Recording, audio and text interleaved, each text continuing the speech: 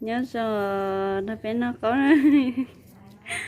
sữa phải phải trái bé nó có bé nó có vậy nó có không? phải kinh xuống tỏ hết nếu ăn chia nè mà chứ chứ nhớ đại đây thì nhau hồn nọ đây thì nhau hồn nọ mẹ của mẹ nó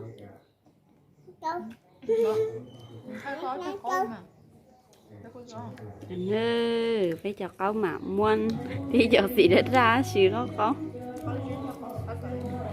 cho nó đã tổ xuống nó nữa có thia cái gì thia nữa cho nó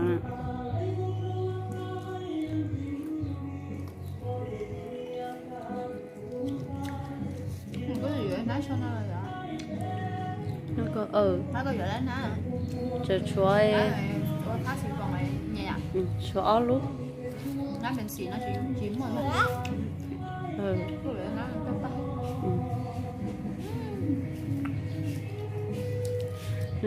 nó bên nó có nữa có rồi do cũng ngon từng tao anh chơi về nó nè có vẻ có ui nhưng có đây của phiếu á chị đã sao nó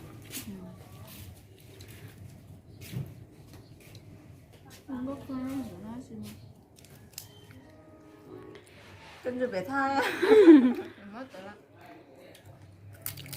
nó cho ăn đi bé thai cho nó hổn à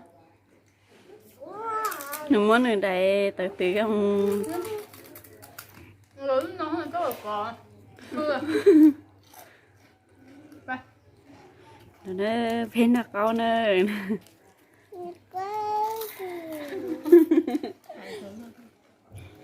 lấy tiêu nó lấy tiêu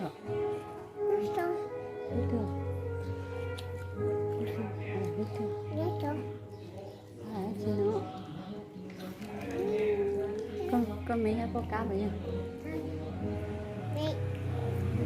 Ừ, nó có.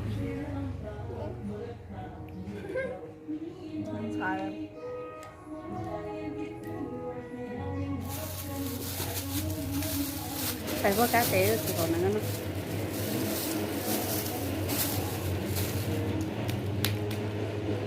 Cái em có lúc đi Catalina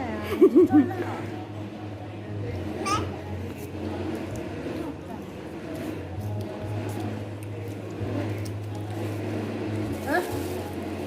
Tôi chưa có cá té đó nào. Con nó chỉ lá của ô luôn cơ. Ô. Có nó nhé. Giờ chỉ muốn lúc nói đỡ tự.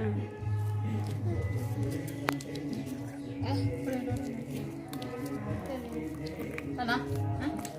Hả? Chị nói. Sao con mèo lấy được? Con mèo lấy được. Nửa ao lúc nó nửa ao nữa. Nó chỉ lấy chi ra, chỉ nó nó này. Ủa? Coi để cho bà tôi. Bên sang con thử nó. Lúc con mẹ ơi nào. Mà đồ mèo. Con muốn nỉa. Rồi lúc con muốn cái gì mà nó con mèo nó được sao? Con muốn nỉa lúc nó sẽ. Ôi nha. Con muốn nỉa nó sẽ bán. Chả đùa tôi lo nè. Con còn đi lọ. Đi lọ. Đi chưa lọ. Sao vậy chị? Có chị nhé hả? Tao có chứ mà.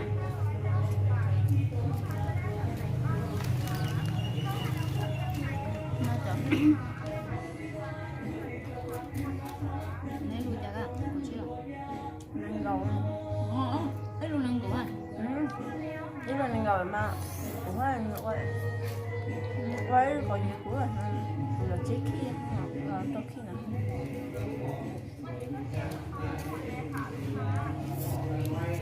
nó có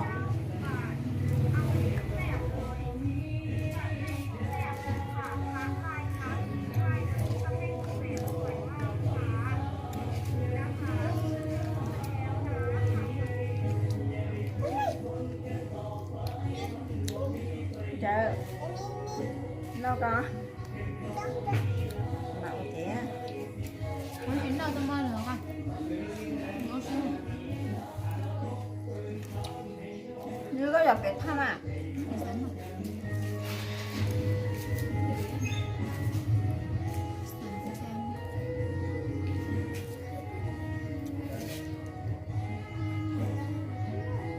Halwa, nó khó quá.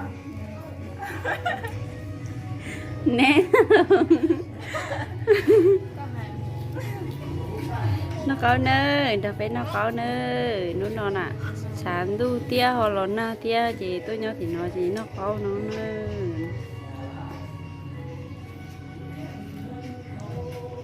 Mình thấy biết chỉ nó kêu mình thành rõ hắn đã nó cũng được nó bằng. giờ hắn không sao bao lâu có bao giờ tôi có rồi giờ sau mà xíu chứ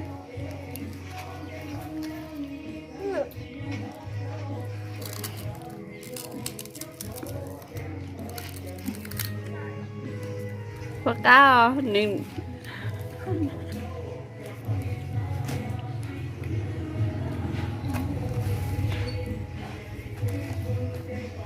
Thế giờ cho nó bánh nó chả bữa nó sai luôn.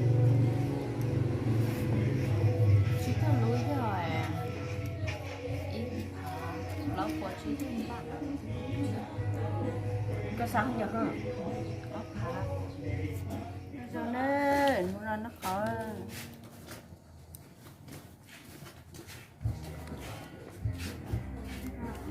nó có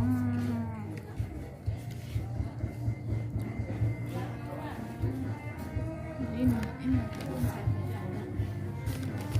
rồi thằng giờ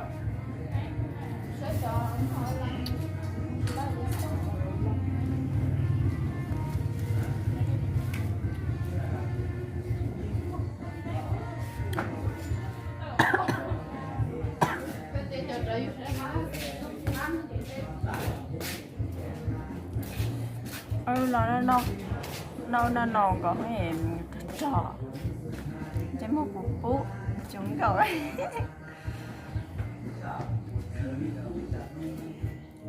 trái đâu không bóp lá để phải ở nhà đi Thằng nó cả lên này. Cho cậu bỏ cái tài khoản. vậy rồi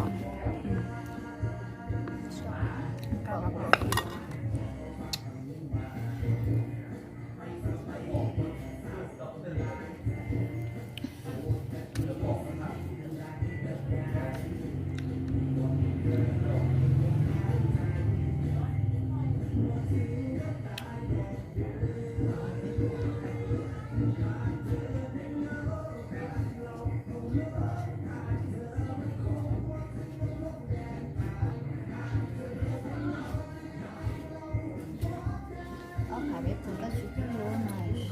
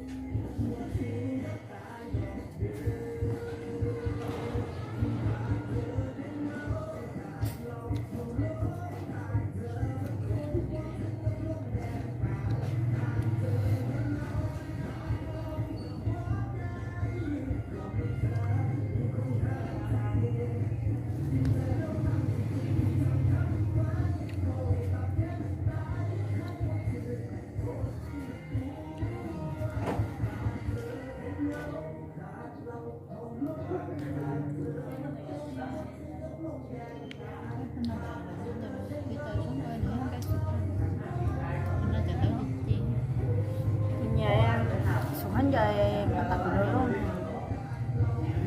có một tháng em sẽ được một bài tập xuống hắn giờ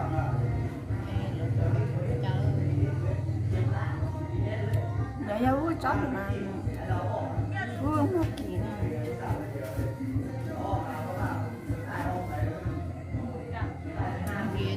xa sẽ cái gì cũng mất nhỉ giờ này bên nào mà sao bên cái đấy gì mà nó mà trời rồi lắm mà sao chỉ sợ gì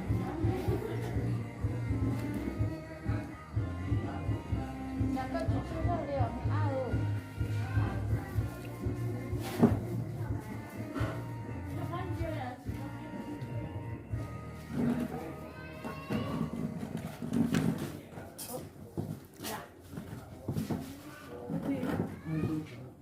à ông nhà chị luôn đó chỉ xem hả bây giờ tôi hồ hẳn thổ giờ nào tao tao cũng mang như gì đó xé tao tao vô nước vào tao chẳng lo là hai nhà nào chẳng cái là giờ nó có tin nói rồi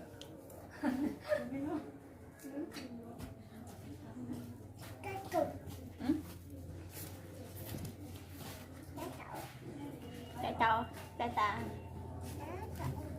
lú bố rồi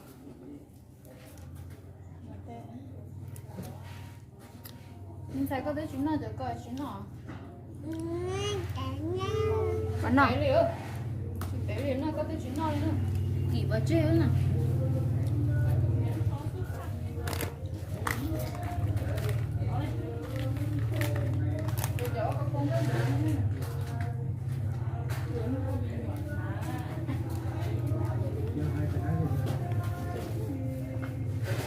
nữa tôi nói nên cho cậu TikTok là như thế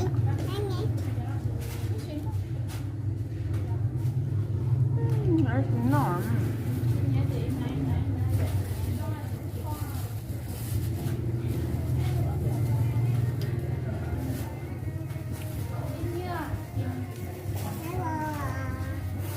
đã chín cho các bạn nó nè nói không rồi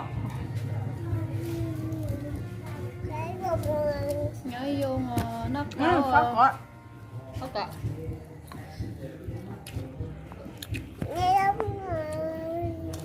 cháu là nó mà hay là nó nhớ nói nhớ do nè đây là nó chứ nó hòn đó là mẹ tuyệt mà kia đây là nó mà thấy cái hả đây là nhớ vô nè hello ai đó bữa tí sâu nó nhớ vô nhớ vô món nè nó có nội nó có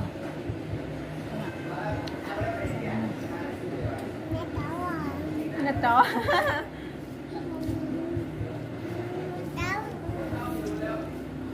nó táo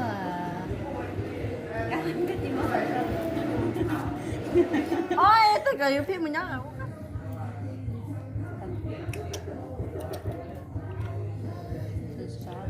trời anh thấy là cho nên chị xã tự với cái đây kiểu cả rất đê rồi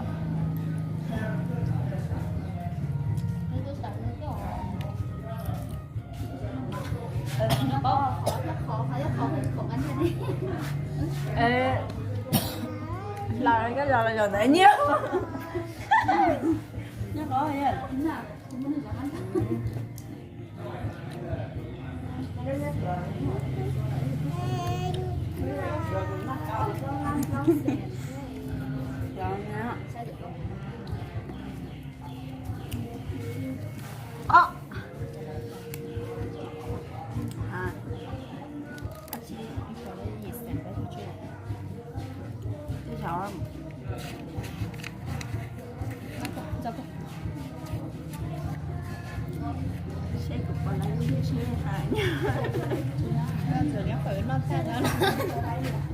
rồi chết này xíu xịt bán nó cái chơi mình xem để cho chị lấy gì lái rồi chứ thôi gì tôi phải chỉ cả nó tay rồi cái gì cả nó cái tay chưa rồi cái gì nó giữ một cái răng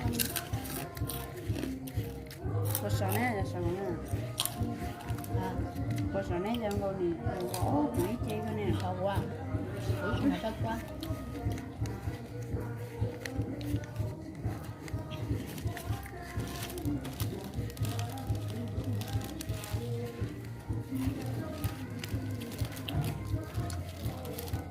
Chắc nó bột bùa à.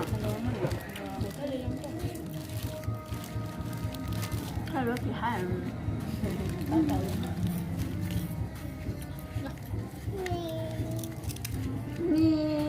chỉ có sữa nha con. Sữa để không tiền sữa nhé để rồi rồi nó. Bây giờ bó sữa này sẽ đi học chăm.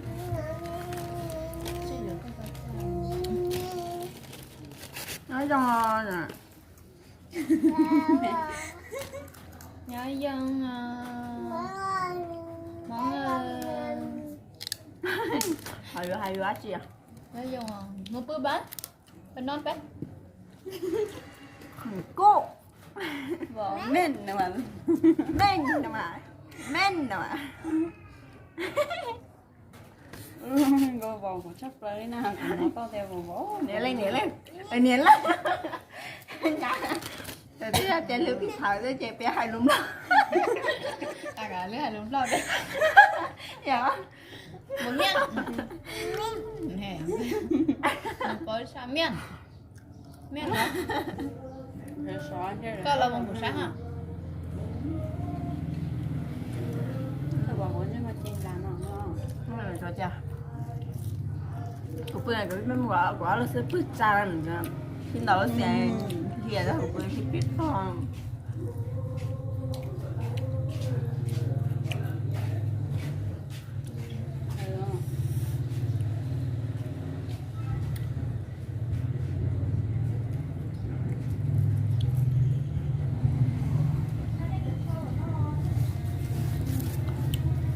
Để lấy bút to. Dạ. Nó gọi như phải à? Dạ. Coi rồi thì nó.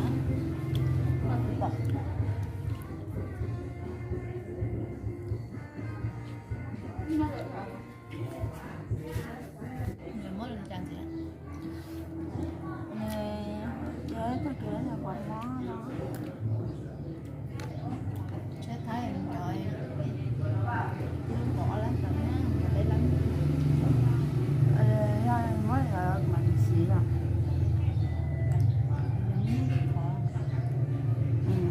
Này mình xí. Anh chị mình chơi xã vậy nó như làm để anh chị thấy lúc tí giờ đâu chỉ sống hả chẳng sẽ phải đấy sẽ sửa chè cái áo sống chè của lệ tao Chứ cái này thì của ly chế ở cái của mẹ chỉ bố coi thì cái sẽ khai mà đừng khó đua đừng cho hình chế tao mà đừng chỉ sống mới rồi chứ sửa giờ đó chỉ đừng khó cho chứ sẽ thấy cầu xương sẽ có tạo tốt à thế nữ chú à trình nhóm to lợ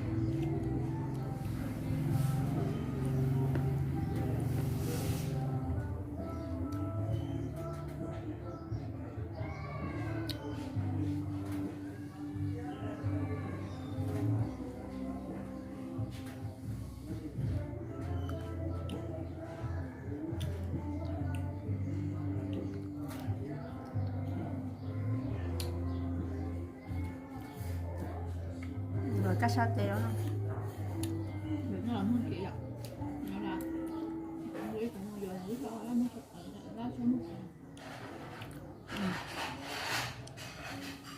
cái cam hoa của cá sấu nó ha thì mình lâu hết thì nó bị non có không họ cho một con nó